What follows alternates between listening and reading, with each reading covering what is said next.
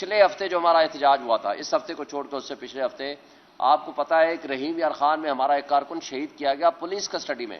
دوسرا ہمارا کارکن احمد شاہ کو لاہور میں شدید تشدد کر کے بے ہوشی کے عالم میں ہاسپٹل چھوڑ گئے، اور پھر اللہ نے زندگی رکھی تھی کہ وہ بچ گیا. یہ وہی ڈرامہ ریپیٹ کیا جو ضلع شاہ کی صورت میں انہوں نے کیا تھا. ضلع شاہ کے اوپر 60 کے قریب ان کے جسم کے اوپر تشدد کے نشانات تھے، یہ میڈیکل رپورٹ ہے. اس کے باوجود اس کو پرچہ دیا. اس پرچے میں نامینیٹ کس کو کیا؟ عمران خان اور پی ٹی آئی کی لیڈرشپ کو، اور تصویروں اور ویڈیو میں موجود ہے کہ اس کو اٹھا کے لے گئے تھے. اسی طرح آپ کو یاد ہوگا بعد میں مریم بی بی نے یہ کہا، وہ جو ڈاکو رانی آج کل مسلط ہے ہمارے پنجاب میں، جو کہ خود ہار چکی ہے، ڈاکہ زنی کے ذریعے وہ وجود میں آئی ہے اس کی حکومت، اور اس نے کہا نہیں اس کو دوسرا اینگل دو. وہ آڈیو آپ کے پاس ہے، اور اس کو اس نے ریفیوز نہیں کیا. دوسرا اینگل دو ایکسیڈنٹ کا، وہ اینگل دیا گیا، دوسری ایف آئی آر کاٹی گئی ایکسیڈنٹ کا، پھر وہ پرچہ جو ہے وہ ہمارے لوگوں کے اوپر کر دیا گیا. تو یہ سارا ڈرامہ کی ریپیٹیشن ہو رہی ہے آج بھی، یہ جو کچھ ہو رہا ہے.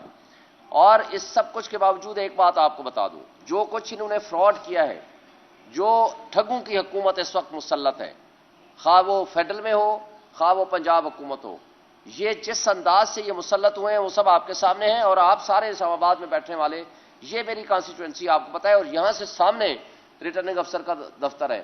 صبح کے 4 بجے تک اس دن 8 کو اور 9 کی رات کو آپ نے دیکھا کہ میرا رزلٹ، ہم اس وقت 50,000 پلس کی لیڈ سے جیت رہے تھے.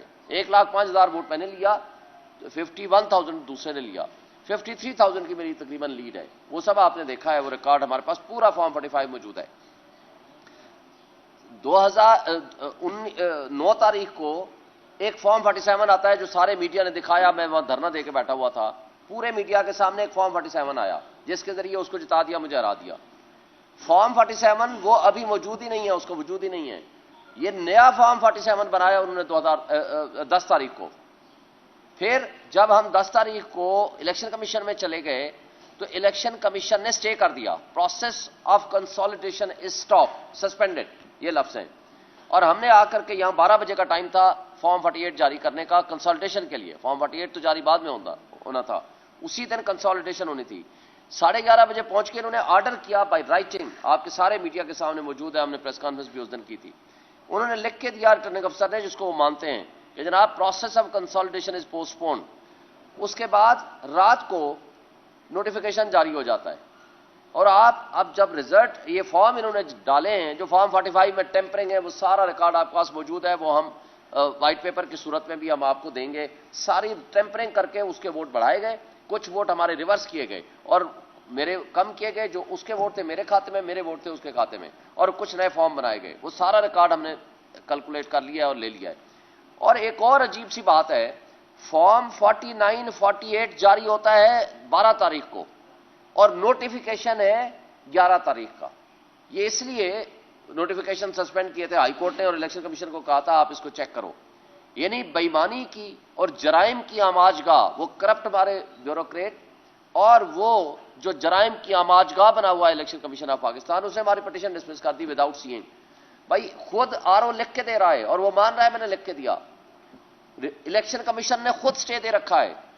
اور اس کے اوپر سب سے امپورٹنٹ بات ہے کہ فارم 48 49 کے بغیر نوٹیفیکیشن کیسے ہو سکتا ہے.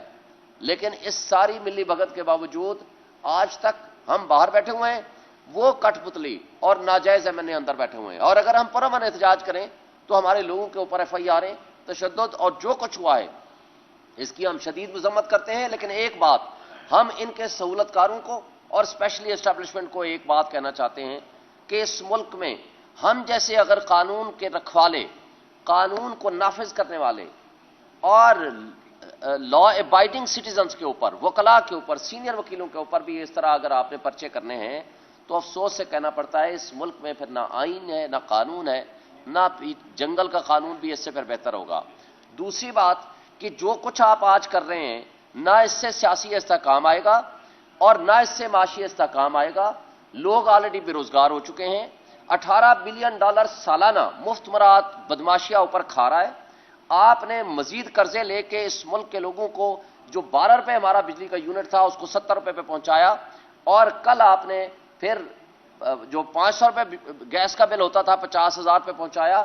اب آپ نے جو مزید ظلم کرنے ہیں اس کے ذریعے، ان حرکتوں کے ذریعے نہ انویسٹمنٹ آئے گی، اس ملک کے لوگوں کو مزید آپ نے غربت کی لکیر کے نیچے پھینکنا ہے، اور اس سے نیشنل سیکورٹی ایٹ رسک آ جائے گی۔